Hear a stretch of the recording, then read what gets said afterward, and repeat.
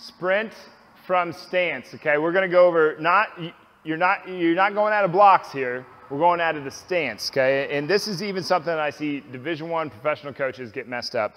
All right, everybody wants to start, they want to crowd up that line, and then they want to get here and get into this position, and then they're so crowded that they can't actually blow out of the position that they want to blow out of because they're compromised. Well, can you squat from here? No. Can you move from here? No. You need to be nice and tall. So get yourself a few inches, okay?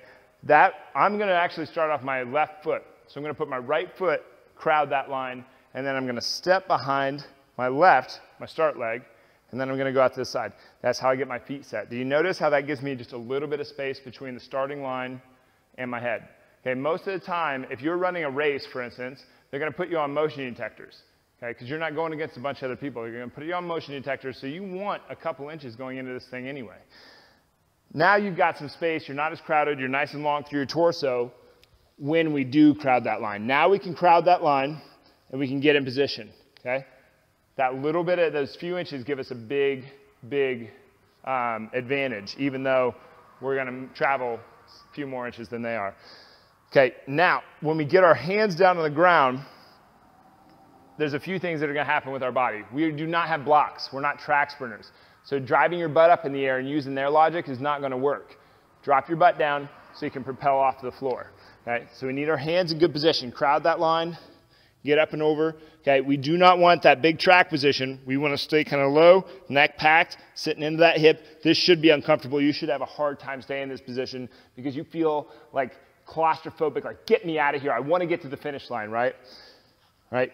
We get to have an arm up and we get to lean, and we want to lean so far forward. The arm is going to drive us forward. We get a little momentum there, and we want to lean as hard as we possibly can in this hand until we break, because that's going to let us roll over this front foot. So we're here, nice and long, and I'm going to break.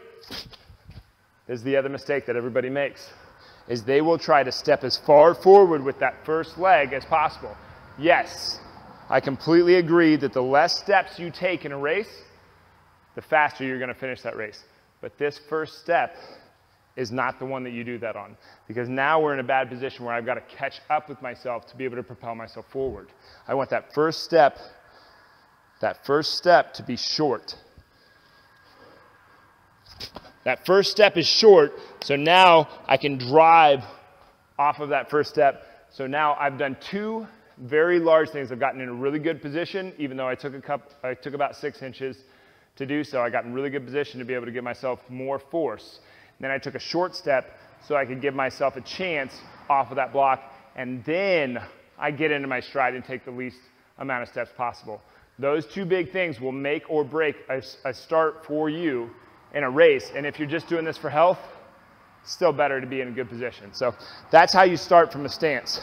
You get here with your non-starting foot forward, step behind, off to the side, hands down, keep your butt low, drive that arm through when you come through, short step, and then you're taking off. That's a sprint from stance.